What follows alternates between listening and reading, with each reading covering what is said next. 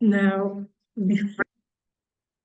before you go anywhere, before you start imagining how Ramadan will be for you, like before you start making dua for Ramadan to be accepted from you as well.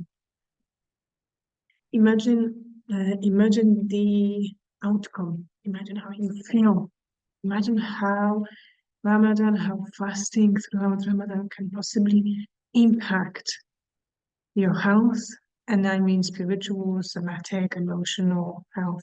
Like set out a great expectations for yourself, and try to go into imaginary world. Try to use contemplation. Try to use visionary capacities in you. Yeah? Try to imagine how you're going out from this Ramadan and you're feeling not only centered within yourself, not only authentic to who you are, because throughout Ramadan you finally got to know where your nafs is at, whether it is the mara, the wama, mutma'inna, and you increased it for yourself.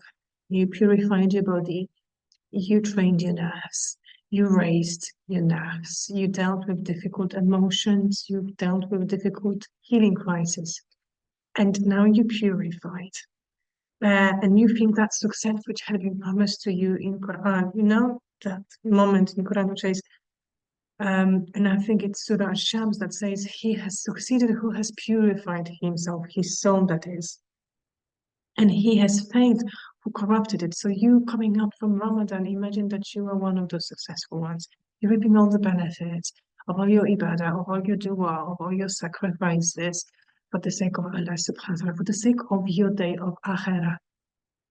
You know, try to vision yourself on that day of judgment. Try to vision for yourself and vision for yourself how would it be for all your organs to speak on your behalf. You know, oh, during Ramadan, he wasn't, or she wasn't speaking. She wasn't speaking about other people's business. She kept herself to herself. There was no backbiting. During Ramadan, he didn't commit any crime. You know, he wasn't cheating. He wasn't stealing.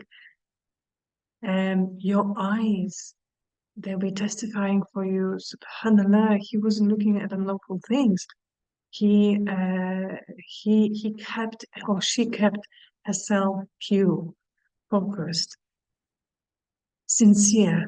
Your legs, they will, and your feet, they will testify that you were making so many for such a long distance of time, so many times.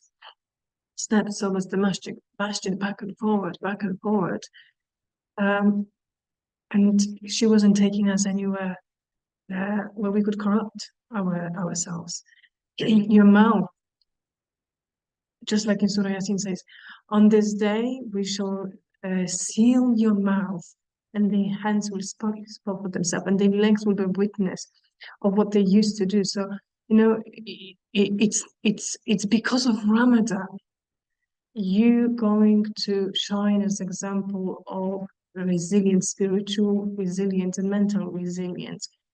You know, I want you to feel that. I want you to feel, yes, I can. Yes, I will. This is not just a spiritual exercise of dua or wishful mental thinking. This is actually a reality or potentiality for your reality.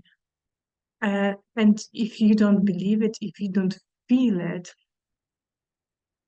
then go back to science. You know, go back to science. Science now proves that throughout fasting, if it's done properly, you can detox yourself not only somatically, but you can also, and that science that I'm referring to right now is psychoneuroimmunology.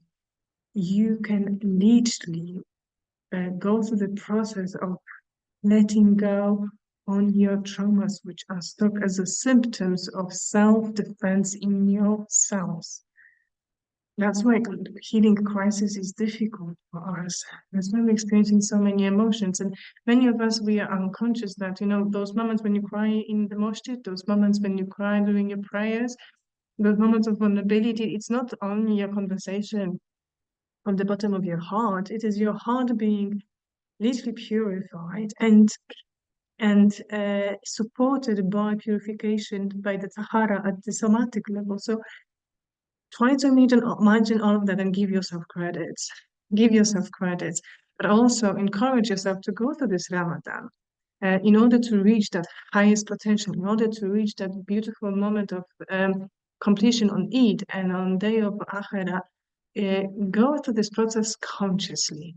Go through this process with enhanced attitude to fasting. Go back to Sunnah. Go back to the examples of minimalistic Sunnah attitude to food and lifestyle. And if you don't know how to do it, don't worry, because for 5 days you can experience that under guidance in my Ramadan Secrets program.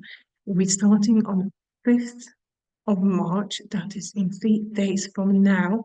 We're having a massive support group. We have people ready there. They're waiting for you to join. It's quite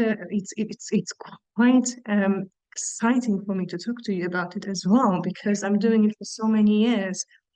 This somatic approach to trauma reversal is something that has changed my practice, has changed my clients' life and their process of tahara and their process of tazkiyah, and it can do the same thing for you. I'm always giving you guarantee. All it takes is to feel the effect of Ramadan. Imagine how it will feel and asking yourself a question.